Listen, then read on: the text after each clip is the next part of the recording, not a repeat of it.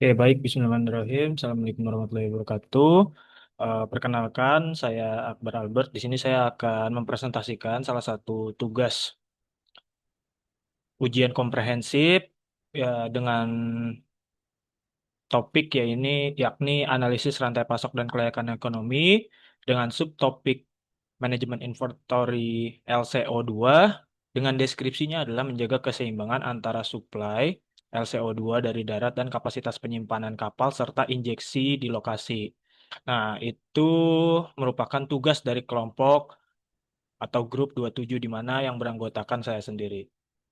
Oke, di sini saya akan share screen tugasnya.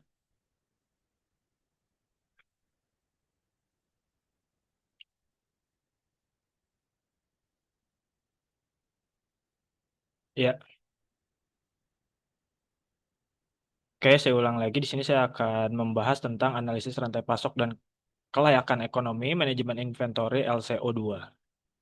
Oke, nah di sini pertama-tama ada studi kasus yakni Indonesia adalah salah satu negara dengan tingkat emisi CO2 yang tinggi akibat aktivitas industri dan pembangkit listrik berbahan bakar fosil.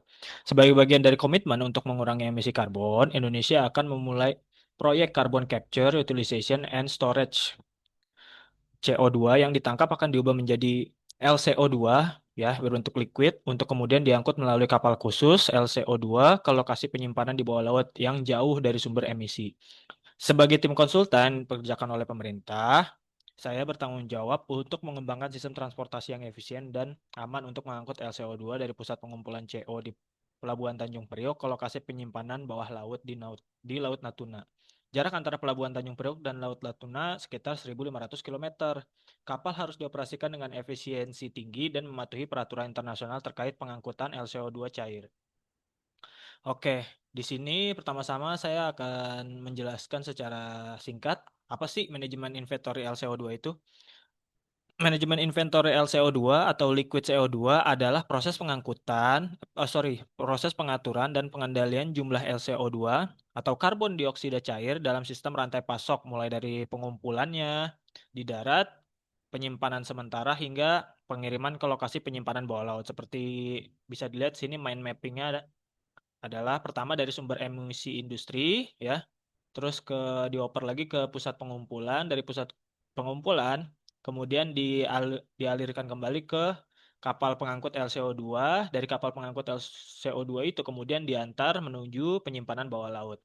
Nah, dari proses pusat pengumpulan hingga ke kapal pengangkut LCO2 itu terjadi proses inventory ya atau penyimpanan sementara.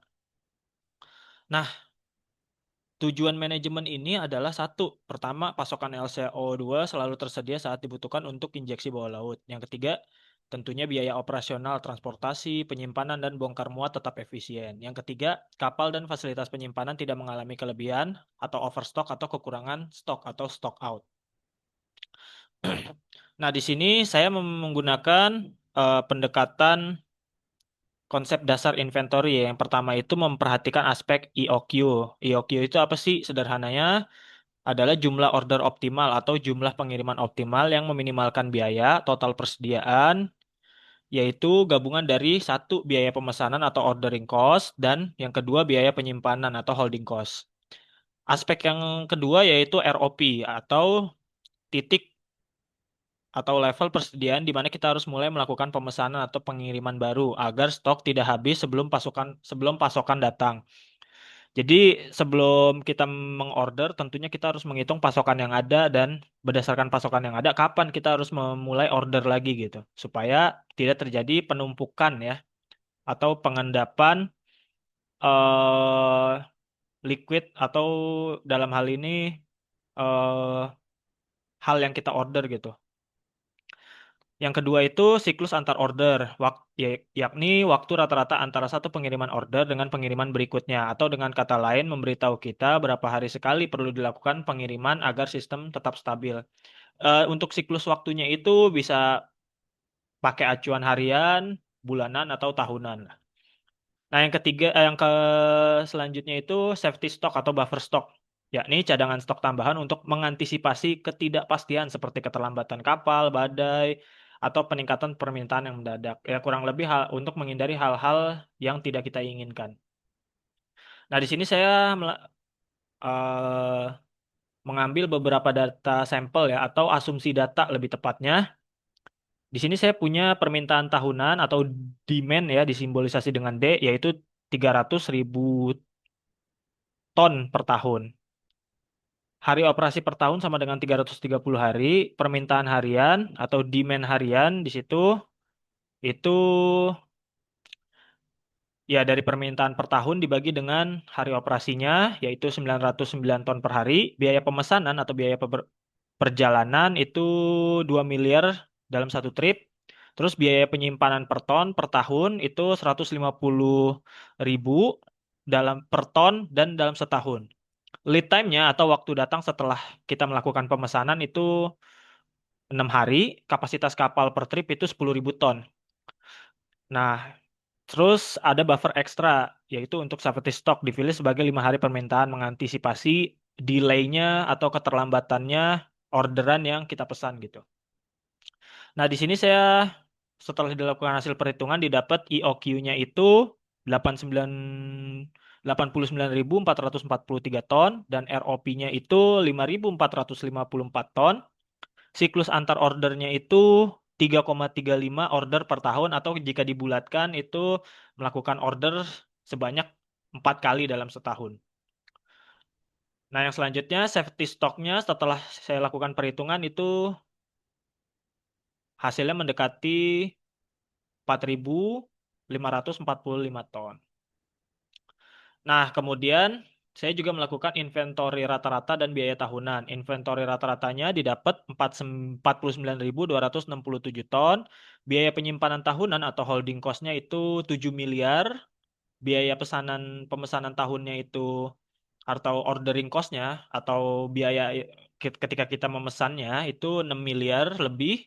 Dan total biayanya yakni holding dan plus ordering atau biaya penyimpanan serta biaya pemesanannya itu 14 miliar lebih per tahun ya. Nah, dari hasil perhitungan itu apa aja sih yang bisa kita dapat atau implikasinya apa aja sih? Yang pertama, EOQ itu meminimalkan total biaya transportasi dan penyimpanan. Yang kedua, frekuensi pengiriman yang tepat menjaga stabilitas operasi kapal. Selanjutnya, pengendalian inventory berkontribusi terhadap efisiensi rantai pasok sisi US nasional. Selanjutnya itu kesimpulan dan saran. Sistem inventory LCO2 penting untuk memastikan keseimbangan pasokan dan biaya. Yang kedua, gunakan pendekatan EOQ dan ROP untuk menentukan volume dan jadwal optimal. Selanjutnya, disarankan penerapan sistem real-time monitoring inventory berbasis digital atau IoT. Mungkin itu yang dapat saya sampaikan. Saya persingkat kembali untuk bagian implikasi ya, IOQ itu meminimalkan total biaya transportasi dan penyimpanan.